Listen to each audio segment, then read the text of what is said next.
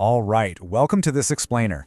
Look, you've probably heard, I don't know, 1,000 times that mindfulness is supposed to be incredibly good for you, right? But if you're still feeling totally overwhelmed by a racing mind and you're struggling to actually fit it into your real everyday routine, trust me, you are definitely not alone.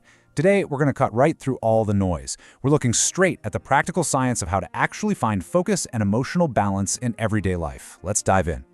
Just think about your day so far. Research actually suggests that we spend nearly 50%, literally half of our waking hours, mentally somewhere else entirely. It's wild.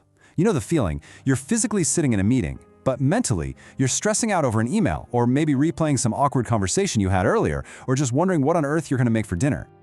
And honestly, that constant mental time travel, it carries a massive cost. Because our minds naturally love to wander straight into past regrets or future anxieties, living in this autopilot state acts as a direct catalyst for all that stress and persistent emotional overwhelm that so many of us just live with every day. So how do we actually rein in that wandering mind? Well, that's exactly where the mechanics of mindfulness come into play.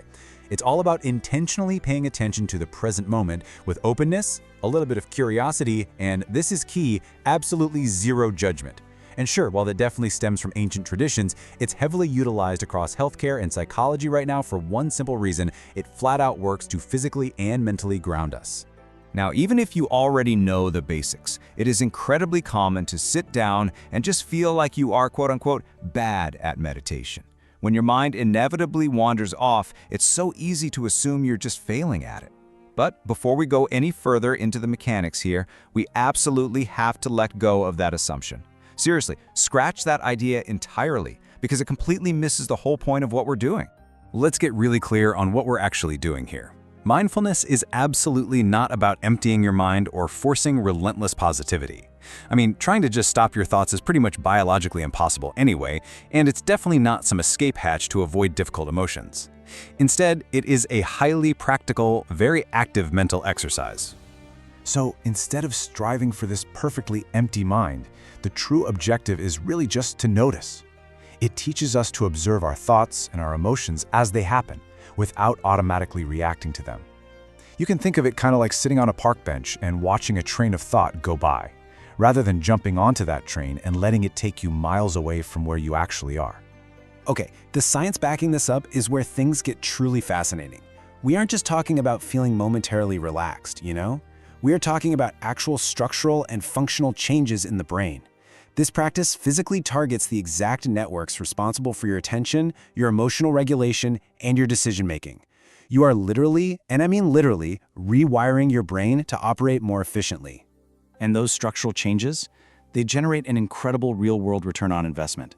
Beyond just lowering your baseline stress and anxiety, this practice builds profound emotional resilience. It essentially allows you to bounce back from daily setbacks so much faster. It even bleeds over into your physical health by improving your sleep quality. Plus, it drastically deepens your relationships because, well, you are finally fully present with the actual people sitting right across from you. So the science is super clear, and the benefits are completely undeniable. But how do we actually apply this on, say, a random Tuesday when our brains are just moving a million miles an hour? Well, here is a remarkably simple framework you can use absolutely anywhere. Just settle in and sit comfortably. Take a slow, intentional breath and simply notice the physical sensation of that air moving in and out. Now, eventually, your mind is going to drift. That is a 100% guarantee. And when it does, your only job is to notice the drift and gently anchor your focus right back to the breath. That's it. You see, you really don't need to book a ticket to a remote mountain retreat, and you definitely don't need to sit in an hour of total silence. Simply repeating this gentle cycle, breathing, noticing, and returning your focus for just 3 to 5 minutes is literally all it takes to start rewiring your brain. I mean, that is an incredibly low barrier to entry for something so massively impactful. And hey, you don't even have to be sitting still to do this. You can actually step off autopilot during the most mundane parts of your day.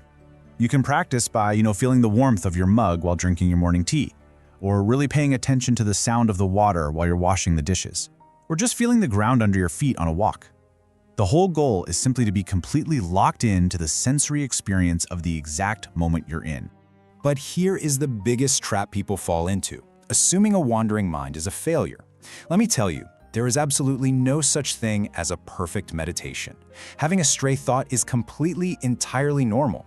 In fact, the exact moment you realize your attention is drifted, that is the moment of mindfulness. That sudden realization right there, that is the success. Every single time your mind wanders and you catch it and you pull your attention back to the present, you are essentially doing a mental push-up. You are actively strengthening those neurological pathways in real time. And this is exactly why consistency matters infinitely more than perfection. The goal is not unbroken focus, the goal is the continuous, gentle return. Ultimately, the source material leaves us with this really essential insight to ponder. Mindfulness isn't about changing who you are, it's about changing your relationship with your thoughts, emotions, and experiences. So think about this. If dedicating just 3 to 5 minutes a day can completely rewire how your brain handles stress, how might your entire life transform if you simply changed your relationship with your own wandering thoughts? Take that with you today, and I'll see you in the next explainer.